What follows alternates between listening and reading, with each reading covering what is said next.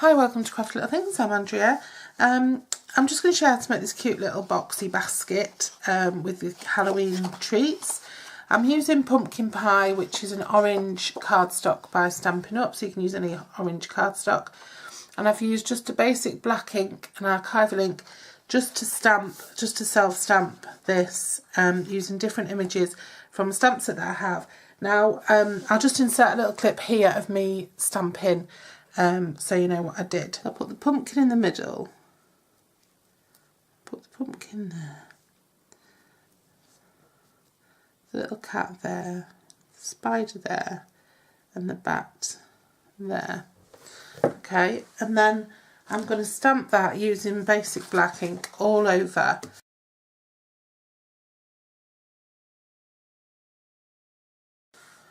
Right, so that was nice and easy. So now what you need is a piece of cardstock that measures, this measures 4.5 by 11 inches. So that's 11.4 centimetres by 28 centimetres. And this is scored on the long side at 2.5, 5, 7.5 and 10 inches. So that's 6.4, 12.7, 19 and 25.4 centimetres. That leaves a ½ inch here. And then on the short side, it's just scored at 2.5, which is 6.4 centimetres. The other thing you'll need is a little strip for the handle. This measures 3/4 inch by 8 inches. So that's 1.6 centimetres by 20.3 centimetres. And then I've got a little ½ inch black strip. I just used a bit of the DSP that I made. I stamped an A4 sheet. So I had a little bit left over. And then I just using a ½ inch strip, a 1/4 inch strip of black cardstock, which I have loads of little strips like this lying around in my scrap box. I never throw them away because they're just so useful. So that's 1/4 inch, that's 3.2 centimetres. It's a 1/4 inch by 8 inches, so that's by 20.3 centimetres. That's for the handle. And then I made a little tag. I just Versamarked onto and heat embossed, silver heat embossed onto black Trick or Treat, and I just cut it around it and I just stuck it onto an orange cardstock background. You can do any label you have for that, and I didn't want it to look perfect. I wanted it to look a little bit sort of homemade. And then I used this antique lace sort of crochet trim that was from Stampin' Up last year, which I absolutely loved, and I used loads of it last year. And I just used that, punched a little hole in the corner and used that. And that's going to tie onto the handle. And then I just made these little, using a stamp set and dies, I made these little wizards, 2 of those, and 2 cauldrons on black, and then heat embossed with silver just to make them a little bit more special. Okay, so all you need to do now then is burnish these score lines. So all of them need burnishing. You can, if you want to dress the inside of your box as well, you can, but I'm going to be popping some black tissue into mine when they're used, so I don't need to put anything on the inside. But if you wanted to line the inside, you could stamp on both sides if you wanted to. And then what I'm going to do is we need to get rid of this piece here altogether. So I'm just going to cut that out like so, because this is the flapped joins that can be notched in. And then we're just going to cut up each of these score lines.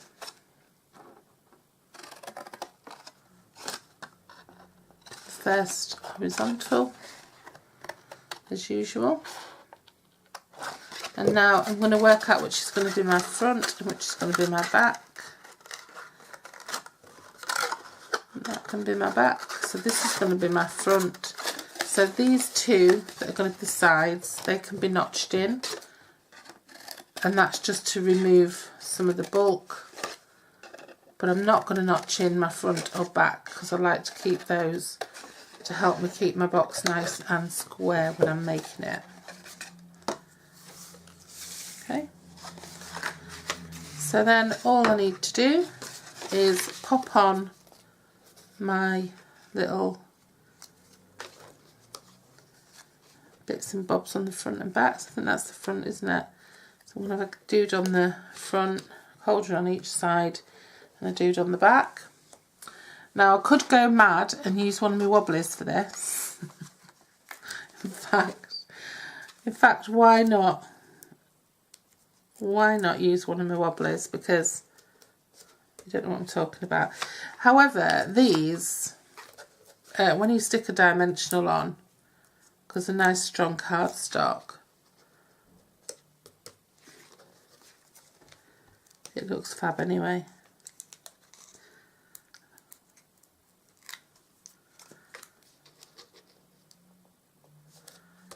But I think I will stick a wobbly on. Row a wobbly on. Yeah, so just peel. If you haven't got a clue what wobblies are or what I'm talking about, you can go and have a look. I think it's my craft stash haul video. I think it was on there what a wobbly is. And where I got them from, and that's where I got them, that's where I found them the absolute cheapest as well. So then you just stick that onto there, and then all a wobbly does is it acts like a spring and it just gives you a little cute, I don't know, animated effect that I love. Look at that, so cute. Anything that makes people interested in your products is worth sticking on. So, especially on a craft fair, because just little features like that, somebody buying it and going, oh, look at this, you know, coming, oh, I want one of them, where are they? And away you go.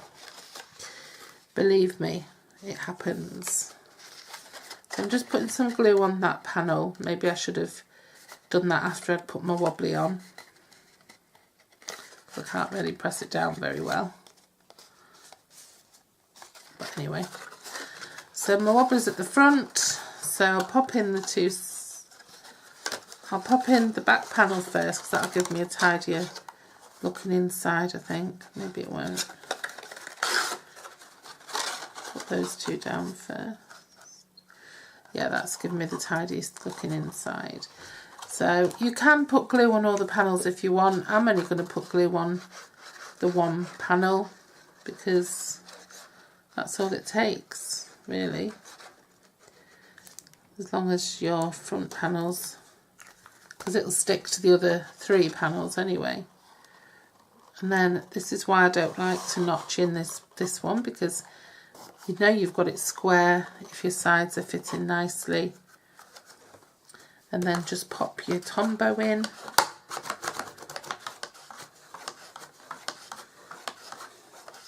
Give it a little swizz around. Okay. And then the handle, you can either fix on the inside or the outside of your box. It's entirely up to you. I think I might put mine, I think I'm going to put mine on the outside. I'm just going to slide it just behind that little, if you put it on the outside, you need to glue that side. And I'm just going to slide it behind the little cauldron bubbles that are coming out, just because I think it looks nice there. Okay, just hold that for 10 or whatever, 5.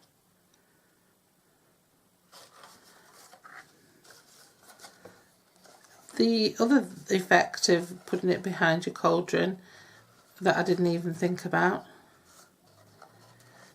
is that it just looks tidier, looks better finished off. You haven't got to worry about loose edges or anything like that.